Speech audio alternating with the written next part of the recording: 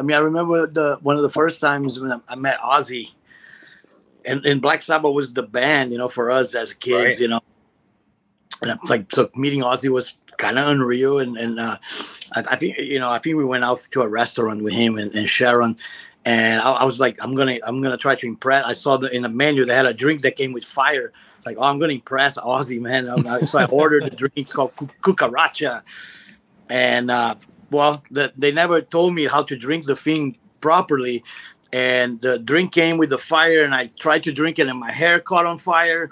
And there's all this commotion in the table, and Gloria throws water in my hair, like to get to kill the fire going on my hair. And there's Ozzy sitting across from me, just laughing his ass off. And I was like, "This is fucking cool, man." Right. I'm never gonna forget this. I can die now, bro. I'm good.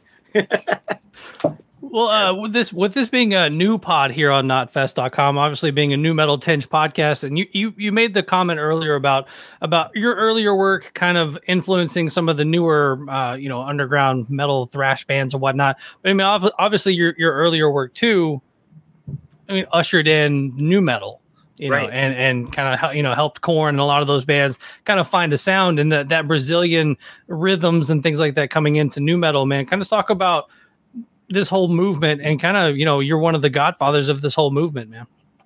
Right. Yeah. I mean, it's cool. Like I got to experience, I think I've been very blessed and in a way lucky in my career. I got to really put my finger in all different styles of metal and be part of different movements, from black metal back in the day to all the death thrash stuff, and then industrial metal with Nail Bomb. And then the whole new metal thing, that was a whole revolution with right. System of a Down and Korn. I remember Soulfly with System of a Down and Snot open for us. And we took Limp Bizkit to Europe, and they got booed, man. And I had to talk to the crowd, tell them, dude, stop booing them, motherfuckers. We're all the same, blah, blah, blah. And fucking, and be part of that area of metal. It was really cool as well, and I love that. I miss that era too.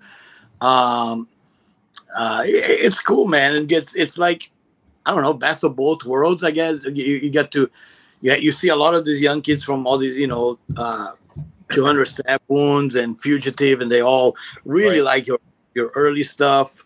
But then if you talk to guys in like bands like like Slipknot or Suicide Silence, for them, Soulfly 1 and Roots are huge records that they really enjoy, and all that. Yeah, they really love those. When it came to a song like "Look Away," when Ross was brought in, DJ Lethal and Jonathan, how was that for you?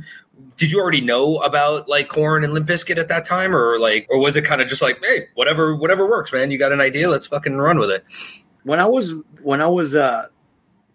making Roots, I remember Dana, Gloria's son that passed away. Dana was like, he was the guy that he lived with us in our house, so he would show me a lot of bands.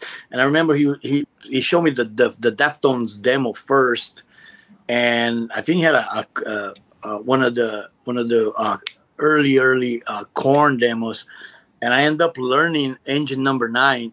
And when Deftones play here, 20 people was at the show, I got up on the stage and jammed Engine Number 9 with them, and that was really cool. I mean, it was even like Deftones almost asked Gloria to manage them, and Korn, and it was like a whole, and our kids love Korn, Zion, and it was good to be part of that world at that moment. Even working with recording at Indigo, right, with Ross, when we brought John and Mike in the same room for Look Away, that was what a moment, man. It was, it's one of those surreal situations when you're actually in the studio. You want to like pinch yourself, like, is this really happening? Like, are we really doing this right now? This is nuts, but through the years, you get to see them again. We went to Russia with Korn, had a whole tour there. We ended up flying in the same private plane, and we made the back of the plane party. That was Soulfly Party Zone. And I remember, I think it was Monkey, their guitar player. He was like, "You guys keep it real back there," because we're all just a bunch of Vikings. You never lost that.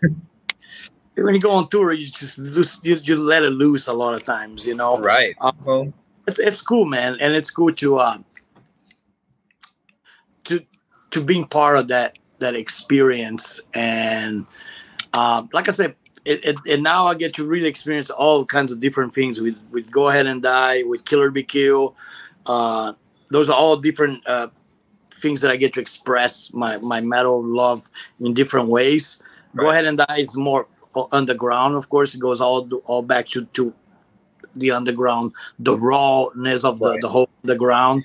But yeah, I think like even when we did that festival in Vegas, Sick New World, that was one of the coolest Soulfly shows that I played in a long ass time. It was fucking cool, man. Yeah, the crowd was going off. The whole festival had a great vibe about it. Yeah, it was a fantastic show. I was there. Yeah, that was fun. That was like came out of nowhere. It was like I wasn't expecting that.